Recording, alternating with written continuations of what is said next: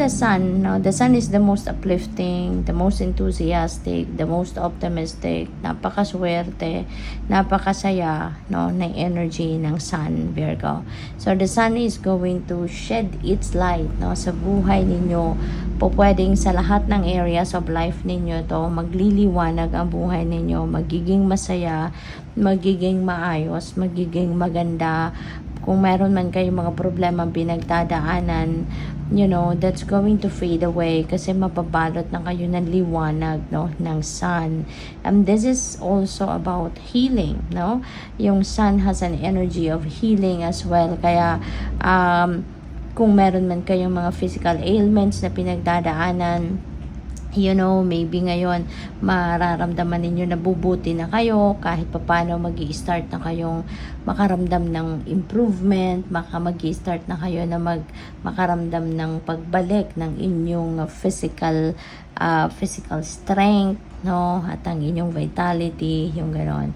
So sa mga sitwasyon din, ano, even your mga problematic situations ninyo, may mga challenging situations kayo, this is also the time, no, na mararamdaman ninyo or mapapansin din ninyo na maayos, no, ang inyong sitwasyon or magiging maganda ang inyong sitwasyon na. So this is a time for success as well, financial, material success sa pagharap sa mga problema.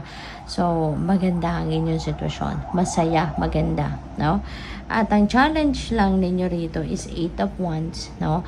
So si 8 of Wands kasi, this is a fast-moving energy. Pero since nasa challenge position siya, so pwedeng may kabagalan, ano, ang mga pangyayari sa buhay ninyo sa ngayon.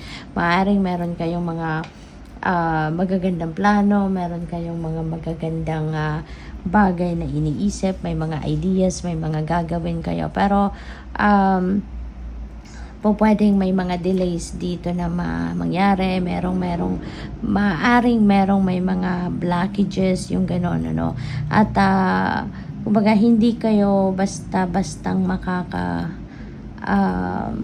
move forward, no, kasi po pwedeng merong mga kulang, no, po pwedeng merong maging mga sagabal, no, sa path ninyo, kaya po pwedeng but that doesn't necessarily mean na hindi na mangyayari kung ano man yung gusto ninyo, hindi na mangyayari yung mga plano ninyo. It's just that may delay. It's just that mayroong pagbagal ng mga galaw, no? Yung ganon.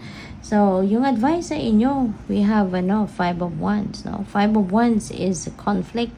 So, pwedeng merong mga kumukontra,